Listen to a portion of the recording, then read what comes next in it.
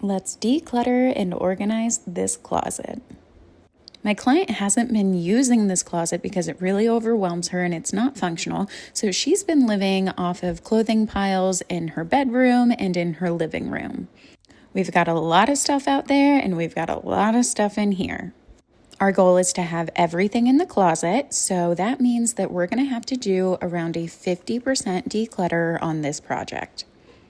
Just got started, and the first thing that I did was pull all of the loose clothing that was piled all over the floor, and I piled it onto the bed. I always work from the ground up, so now we've got a clear floor, and this is all of the clothing.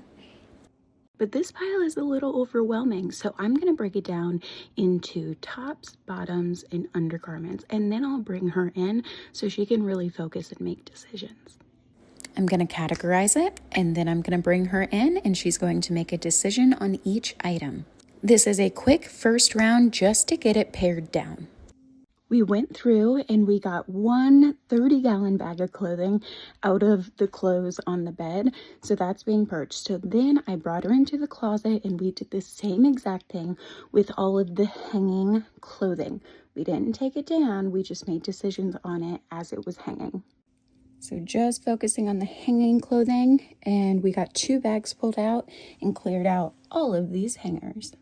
Now that we've done that first pass and we've gotten 3 bags out, I'm going to go through and I'm going to categorize. I'm going to get all of her dresses together, her blouses, her jackets, her sweaters, her jeans, and subcategorize everything so then she can really make informed choices and do another round of decluttering. We did the floor, the hanging clothing, and now I'm going to dig into the drawers.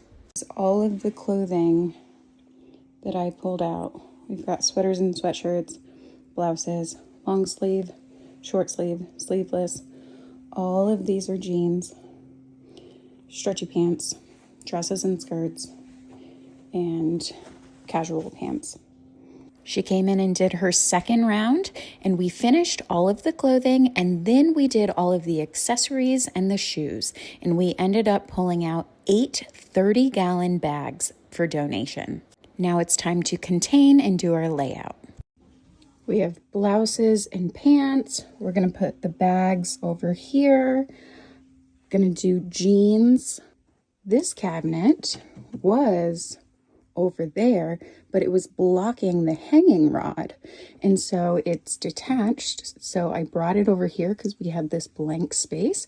So now she can easily access her sweaters and some accessories down there. And it opened up a ton of hanging space so we could hang her lightweight sweaters and her jackets, and we're going to put the rest of the shoes here. This is what we've got going on. In the bedroom is where we're going to store her undergarments. So this is where we started this morning, and after 5.5 hours and 9 30-gallon bags for donation, this is our after. As I always say, you can't organize yourself out of too much stuff. She had to purge the amount she did in order to get a result like this. She decluttered beautifully, everything fits comfortably, it's functional. You always want to leave about 10 to 20% of your space open for growth and to make sure that things aren't crammed. We use the drawers for tank tops, t-shirts, and pajamas. I utilized the storage products that she already owned, like shoe racks and bins and baskets, so we didn't have to buy anything.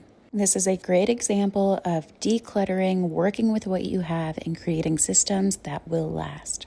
If you want to learn how to do this on your own, go check out my declutter kit. It's a step-by-step guide, and you can find it on my page.